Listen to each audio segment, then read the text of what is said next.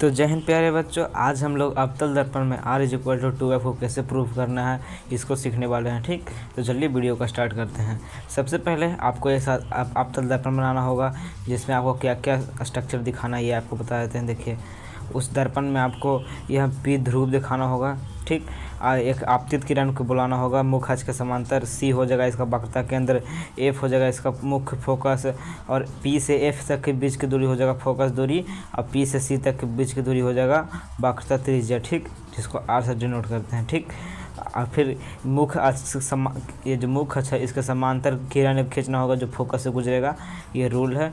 A B किरण मुख्य अक्ष के समांतर है जो फोकस से गुजरती है। यह दर्पण का नाम x और y है। ठीक, x और y इस दर्पण का नाम रखना होगा। इस प्रकार से आप चित्र बना दीजिएगा। ठीक, उसके बाद क्या होता है देखिए, आपको हम समझाते हैं। उसके बाद क्या होता है ना कि जो आपतित किरण है, आपतित किरण परावर्तन के बाद फोकस से होकर गुजरता है। ठीक, रूल के अनुसार। इसीलिए यह आपतित किरण परावर्तन के बाद फोकस से गुजरती है, और यह किसके पैरेलल होता है? यह मुख्य अक्ष के समांतर होता है। इसलिए एकांतर कोण के नियम से ये कोण और ये कोण एक दूसरे के इक्वल होता है। जो ये सी बी अभिलंब है, सी बी क्या है? अभिलंब है। इसमें ये कोण और ये कोण एक दूसरे के इक्वल होता है। ठीक, उसी को किस प्रकार से पूरा दर्शाना है उसको देखिए, इसके बारे में इधर लिख दिए हैं। पहले लिखे हैं क्या, ये प्रश्न बहुत ही महत्वपूर्ण प्रश्न है। ये आपसे 5 नंबर का पूछा जा सकता है आपसे परीक्षा में। ठीक, कि अवतल दर्पण में r = 2f, या फिर 3 नंबर के 5 या 3 नंबर के आपसे पूछा जा सकता है। ठीक, तो आप लोग सीख लीजिए अवतल दर्पण में r = 2f कैसे प्रूव करना है। तो लिखेंगे कि माना x कोई अवतल दर्पण है जिसमें मुख्य अक्ष के समांतर आ रही प्रकाश की किरण AB परावर्तन के बाद फोकस से गुजरती है। ऐसा CB क्या है? अभिलंब है। CB क्या है? अभिलंब है। और मुख्य अक्ष के समांतर आ रही प्रकाश की किरण AB परावर्तन के बाद फोकस से गुजर रहा है। x कोई दर्पण है। ठीक, इतना लिख दीजिएगा।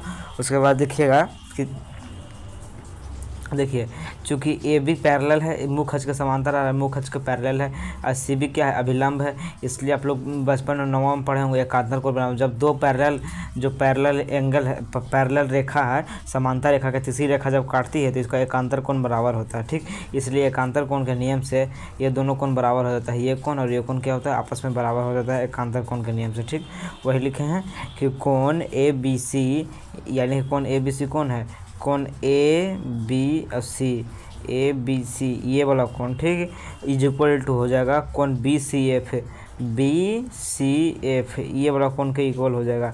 ABC और BCF इक्वल हो जाएगा, यानी बराबर हो जाएगा। कैसे? एकांतर कोण के नियम से। ठीक, क्योंकि ये रेखा और ये रेखा पैरेलल है, ये तिर्यक रेखा का काम कर रहा है, इसलिए एकांतर कोण बराबर हो जाएगा। ठीक, यह नियम होता है मैथ में। और दूसरा लिखेंगे, देखिए जो बिंदु एफ बी है, एफ बी, यह एफ बी के टोटल इक्वल लग रहा है। ठीक, ये ज़्यादा दूर नहीं लग रहा है। तो लिखेंगे यदि बिंदु पी बी पी के नज़दीक हो, यानी कि ये जो एफ बी और एफ पी है, अगर इसको सुता देंगे। देखिए, आपको हम समझाते हैं यहाँ पे क्या करना है। पहला तो क्या किए कि मुख्य अक्ष के समांतर प्रकाश की किरण खींचे, परावर्तन के बाद उसको फोकस से गुजार दिए हैं, और सी बी अभिलंब दिए हैं। उसमें एकांतर कोण के नियम से हो जाएगा, ये कोण और ये कोण आपस में इक्वल हो जाएगा एकांतर कोण के नियम से। ठीक, दूसरा क्या करेंगे, उसके बाद हम लोग कहेंगे कि चूँकि दर्पण का द्वारक बहुत छोटा होता है, इसलिए जो बिंदु B है वो P के काफ़ी लमसम नज़दीक होता है। ठीक, जो बिंदु B है यहाँ पे, ये P के काफ़ी लमसम नज़दीक होता है। ठीक, इसलिए क्या हो जाएगा, जो FB है, FB वह FP के काफ़ी इक्वल हो जाएगा। ठीक, यानी कि FB बराबर हो जाएगा FB। ठीक, FB और FB ये वाला दूरी और ये वाला दूरी आपस में क्या हो जाएगा? इक्वल हो जाएगा। ठीक, थोड़ा सा अगर डिफरेंस होगा, क्योंकि अगर आप इसको सटाइएगा यहाँ पर तो इसको रखिएगा, थोड़ा सा इसका डिफरेंस होगा, लेकिन लगभग दोनों सेम हो जाएगा। ठीक, तो इसीलिए वही लिखे हैं। देखिए यहाँ पर लिखे हैं, यदि बिंदु P के नज़दीक होता है, चूँकि दर्पण का द्वारक छोटा होता है, इसलिए वो बिंदु P के नज़दीक होता है, तो FB और FP क्या हो जाता है? आपस में इक्वल हो जाता है। FP और FB, जो FP है और FB ऊपर रुक गया था, दोनों क्या हो जाएगा? आपस में इक्वल हो जाएगा। ठीक, उसके बाद दूसरा देखेंगे, कोण ABC कोण CBF के क्या हो जाएगा? इक्वल हो जाएगा परावर्तन के नियम से। ये कैसे होगा? यहाँ देखिए, ये क्या है? मुख्य अक्ष के समांतर आपतित किरण आ रहा है। ठीक, परावर्तन के बाद फोकस से गुजर गया, CB अभिलंब है।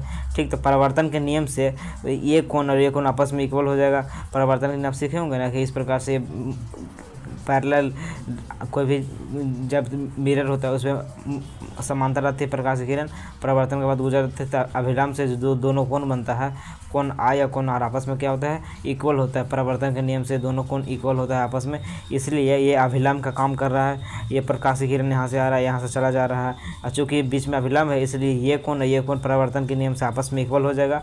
और ये कोण आपस में बराबर कैसे था, ये हो गया था एकांतर कोण के नियम से। ठीक, परावर्तन के नियम से ई वाला बराबर होता है। ठीक, परावर्तन के नियम से ई वाला आपस में बराबर हो जाएगा।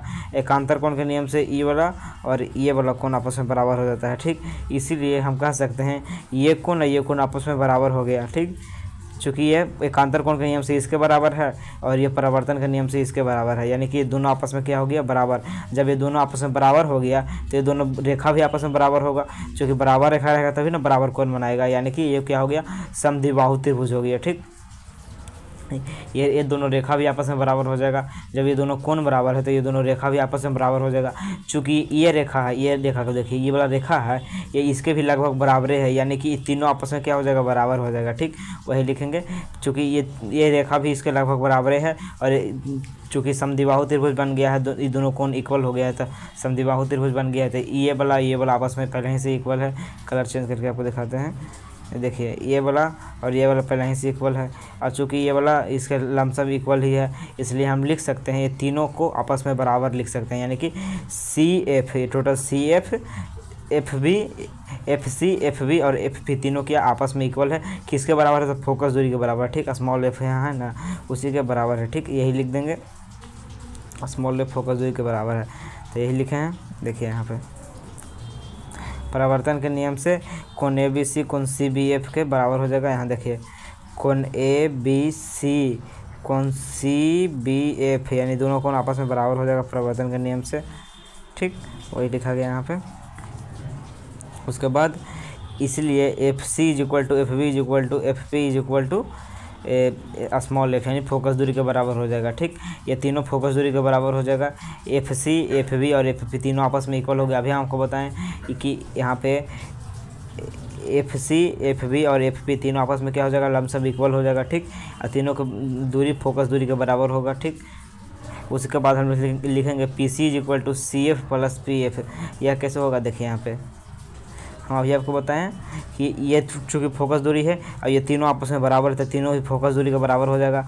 उसके बाद हम लोग लिखेंगे इतना करने के बाद CP, ये CP है ना, CP टोटल कितना है, ये R है। CP को R से सूचित किया, यानी वक्रता त्रिज्या है CP, तो CP को लिख सकते हैं हम लोग CP = CP कितना का जोड़ पे है, FC और FP के जोड़ने के बाद है, इसको लिख सकते हैं CP = FC + FP, लिख सकते हैं। देखिए ये FC + FP मिलकर PC बना रहा है। ठीक, वही लिखा गया है।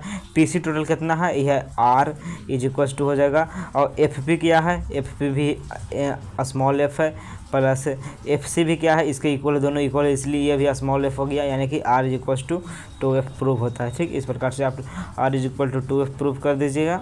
इस प्रकार से लिख देंगे कि PC = CF + PF, उसके बाद R = F + F, यानी कि R = 2f। ठीक, क्योंकि देखिए CF कहाँ है, यहाँ पे देखिए CF या FC F के बराबर है, और PF भी यहाँ है, PF या FP दोनों F के बराबर है, इसलिए R = हो जाएगा F + F, R = 2f। इस प्रकार से प्रूव कर दीजिएगा। अगर 5 नंबर का प्रश्न तो 5 में 5 टोटल नंबर आपको मिल जाएगा। ठीक, वीडियो कैसा लगा आप लोग कमेंट करके ज़रूर बताइएगा। अगर समझ में आया है तो इस वीडियो को लाइक ज़रूर कीजिएगा। ठीक, अगर नहीं समझ में आया तो कमेंट करके बताइएगा कि कहाँ क्या नहीं समझ में आया। ठीक, मिलते हैं आपसे नेक्स्ट वीडियो में, तब तक के लिए जय हिंद।